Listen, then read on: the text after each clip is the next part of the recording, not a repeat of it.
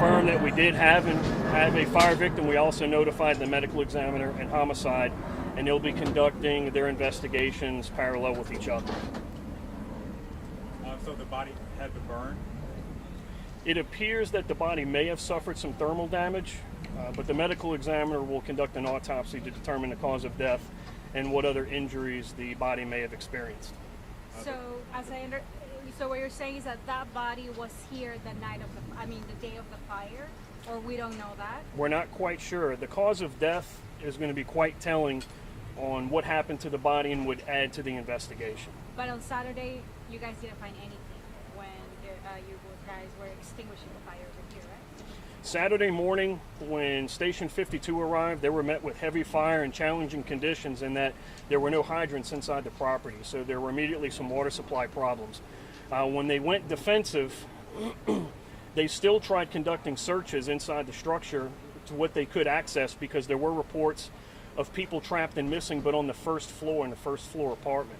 Once they were able to put the fire under control and conduct a search, they realized that there was no person trapped inside the apartment, and the two people in question, they were actually able to see.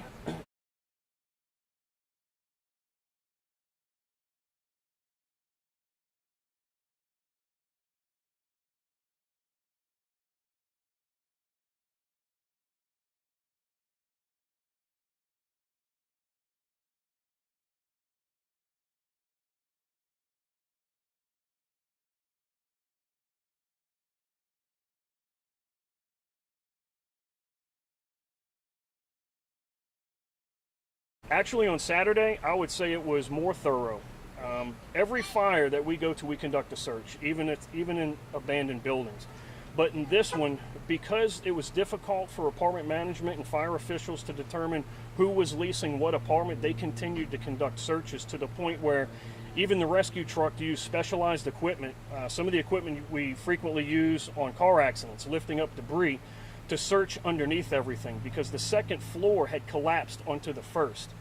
And in fact, where we found the victim today, he was heavily covered, or the victim was heavily covered by debris, and they had to take a good hour and a half or so to uncover them to see. So even with the specialized equipment on Saturday, it was very difficult for them to search. So if I understand, you guys believe that it could be a victim from Saturday. However, it's still to be determined whether it is related to a criminal case? Correct. I say victim. What I should really say is that we found a deceased person on the floor, because we don't know if it's associated with the fire or not. Like I said, the autopsy is going to be telling. Any identity? I'm sorry, identification, male, female? We have an idea of who it may be, but it'll be for the medical examiner to positively identify the person. What do you say to that person's family who is realizing that their relative's body or loved one has been there for days after the fire department and investigators just left the scene? It's a very unfortunate circumstance. It's one that unfortunately is frequently found on building collapses and fires of this magnitude. Following 9/11 and some other incidents we have here in the city, it's not unusual for bodies to be so severely damaged that you may never find them. During 9/11, there are thousands of victims who were never recovered and identified. And fire is a living, breathing thing that does not discriminate. It consumes everything. And many times we'll have animals and humans that suffer so much damage, they can very easily blend in with what's burned. Very easy to miss. What do you say to the family? I'm not quite sure, other than it's unfortunate, and our thoughts and prayers are with the family. It's difficult for us to assume how they would feel. So what words do you tell someone who's lost a loved one, and after this time they're not aware? It's a very unfortunate outcome. This is the only casualty from this fire was the one you found today? Yes.